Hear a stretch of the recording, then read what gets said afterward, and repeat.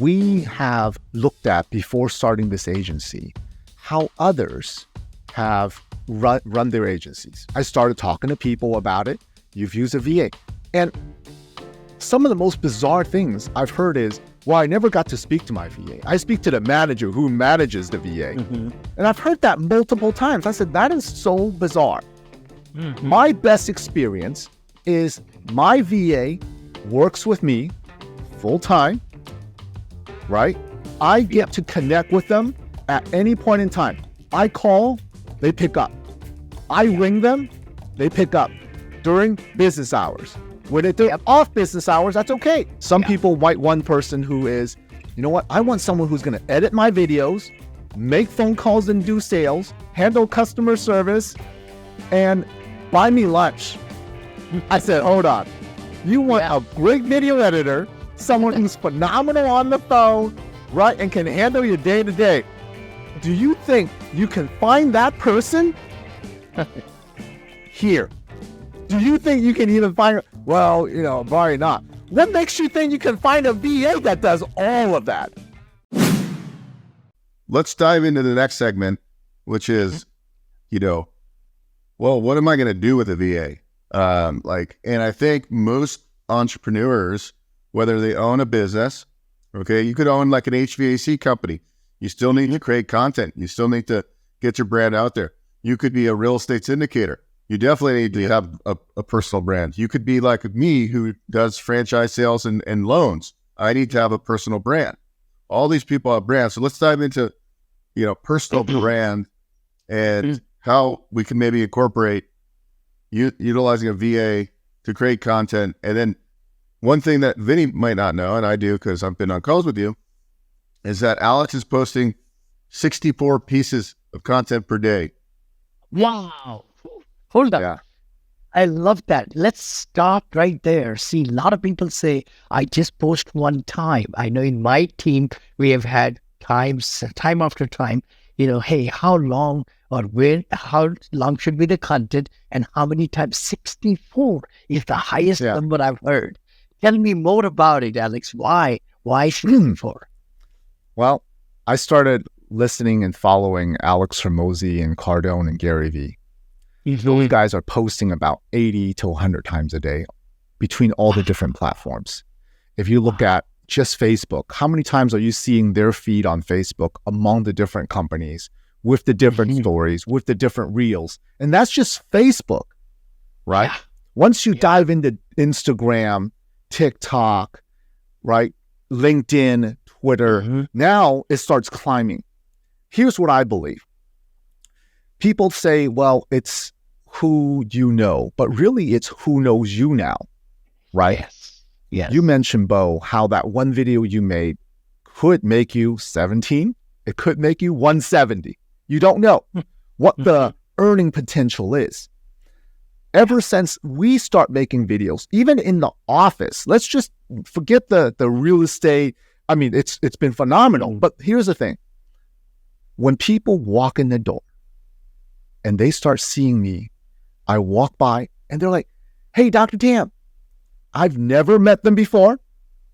And they say, I just saw you online. Or this is why I'm here. Yeah. The more people see you, the more you get in front of them, the more authority and validation you have. I go to real estate conferences and people might say, well, Alex, damn, you just keep popping up on my feed. Right? What is social media for if you're not going to keep posting? Now, here's what I've heard. Maybe you've heard the same. Oh, well, I just don't want to post too much. Like viewers fatigue. Viewers fatigue. You're worrying about viewers fatigue. You're sitting there scrolling through reels all day, hours a day. Why are you worried about viewers fatigue? You hope you pop up for 5 seconds, even if they scroll through you. Yeah. It's okay. Yeah. It's okay. That's how you get relevance. And different people look at the social media different times. Like you're saying 64 times, it's all spaced out, right? It's all spaced out. We got the mornings, we got the noons, we got the evenings. Yeah, that's the TV channel. I talk about it. You know, the breakfast, the lunch, the dinner. You got to just put your TV channel out there. Yeah. Right. Like, for example, our office posts follows more Pacific time. Mhm. Our real estate posts follows more Eastern time zone. Okay. Mhm. There's just more people out there. Now, then there's in VAs. So you got to follow the time zones as well. You know, depending on where your target audience is and where your investors are going to be. Right. But it's a lot of strategy. Where people go wrong is they go in thinking, hey, you know what? I'm just going to give my VA a task, right? And they do a task. Now, you cannot think in tasks. If you want to incorporate a VA into your company, you got to think about them being part of the organization. Because if you are transactional, you're going to get transactional results.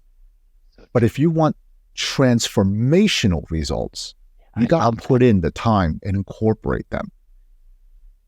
Fabulous, fabulous. So let me ask you a question. If there is simple formula, or does your company help employ them and train them, and then the VAs work for you then, whoever is, meeting with you and all that, or how? So that's a great question. We have looked at, before starting this agency, how others have run their agencies. I started talking to people about it. You've used a VA.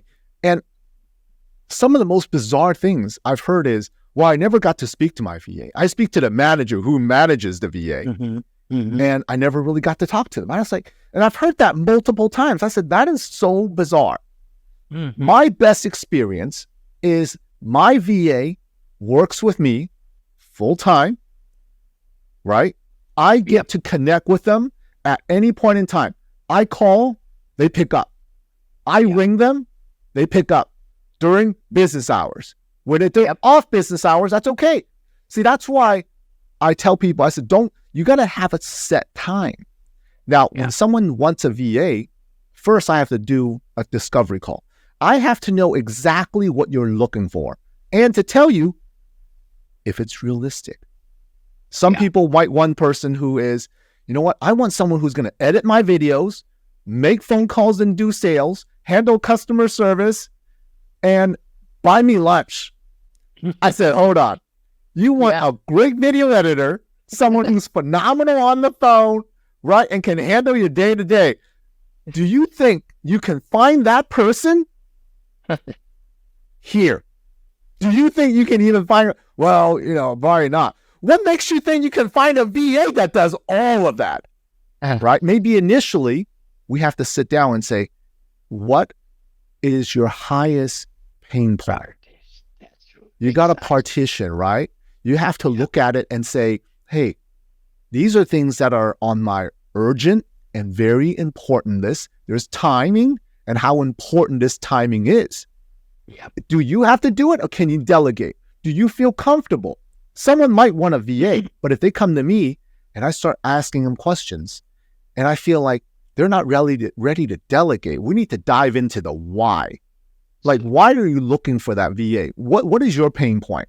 If you don't know your pain point and you think that, oh, it's a good idea, you might not be ready for one. You got to know why, right? Is it the buyback time? For me, it was the buyback time with my 5 and 4-year-old, right? And for other people, it might be to grow their business exponentially because now, like for my executive assistant, every 2 weeks, she calls my haircut guy and schedules me a haircut.